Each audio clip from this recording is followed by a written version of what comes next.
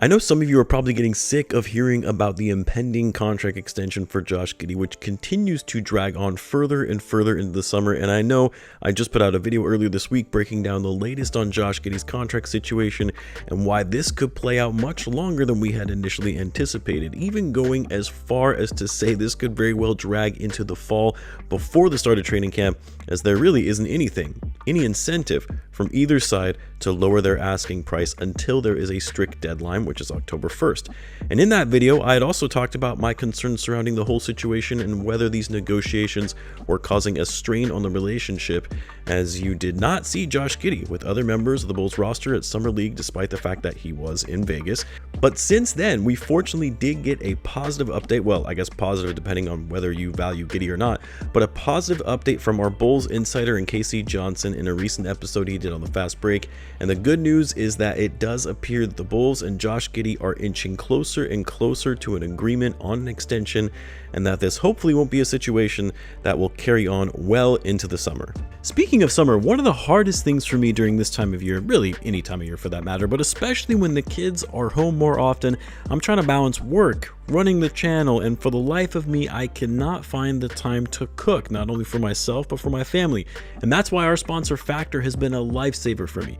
Factor makes meeting your nutrition goals easier than ever before by delivering fresh, never frozen, dietitian-approved meals right to your doorstep. Factor takes the stress out of meal planning and sets you up for success. Skip the grocery stores, prep work, and cooking fatigue. Instead, get chef-crafted, dietitian-approved meals delivered right to your door with over 35 meals to choose from per week, including options like keto, calorie smart, vegan and veggie, and more. Their keto meals are actually great, by the way. But not only do they offer meals, Factor now offers loads of snack options like breakfast, smoothies, juices, small bites, and more to keep me going no matter what's on the schedule. And guys, they're offering viewers of this channel an exclusive deal. Head to factor75.com or click the link below and use code 50BullsCentral to get 50% off plus free shipping on your first Factor box. That's code 50BullsCentral at factor75.com to get 50% off plus free shipping on your first box. Check it out and let me know what meals you guys end up choosing, and thank you again to Factor for sponsoring this video. Now, I know we've talked about this quite a bit, but wherever you fall on the love him or hate him spectrum of Josh Giddey, he's going to be in a Chicago Bulls uniform next season, whether that's on the qualifying offer, under a new contract, whether it be a long-term agreement, short-term agreement, whatever. But Josh Giddey will be in Chicago next season, and it's for all the reasons we've talked about previously, most notably the fact that there are no teams that have cap space to be able to sign him, and there is no interest at this time anyway, no third-party interest willing to take on Giddey in a sign-and-trade. Now, that doesn't mean that Giddey isn't good enough to be desired by a team in a trade. It's more so the economics behind it, and that a team is likely going to be unwilling to not only offer him $30 million a year, but also not willing to give up assets on top of paying him a big contract. And because the Bulls know this, because Josh Giddey knows this as well, they both know they have to work out a deal that is going to make sense for both sides. A deal that doesn't insult or leave a bad taste in Giddey's mouth that he is forced to accept, but also one in which it doesn't hamstring the Bulls and their cap flexibility going forward. But Casey Johnson did emphasize in a recent episode of the Fast Break that those who have been speculating that the relationship is deteriorating,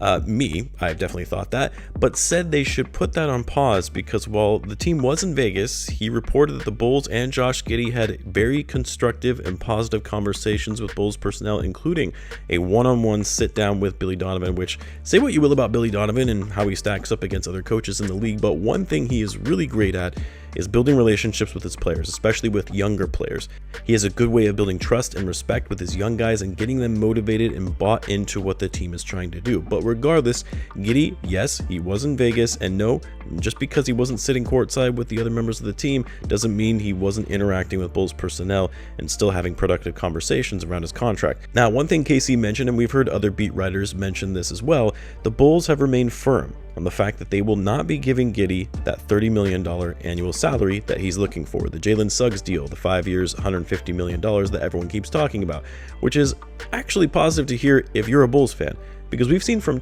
time and time again under this new regime where they've bid against themselves and not used any amount of leverage to their advantage to get the best deal possible, and have been too quick to hand over big contract extensions without really assessing the landscape of the league and ensuring they're paying fair market rates. They did that with Patrick Williams when they paid him that $90 million contract, doing so even before he hit restricted free agency, when in reality it was very unlikely that any other team would have given him that kind of deal. They bet against themselves with Vucevic when he was due for an extension and gave him a 3-year, $60 million contract, something no other team would have dared to pay him that kind of money at that time. And even Zach LaVine, even though, yes, they were in a bird's right trap there and more or less had to pay him the max without running the risk of letting him walk in free agency for nothing, but we've seen it time and time again, this front office mismanaging their assets and contract negotiations. Seems they maybe, just maybe, have learned from these past mistakes and are holding firm, knowing they have the cards in these discussions with Josh Giddey.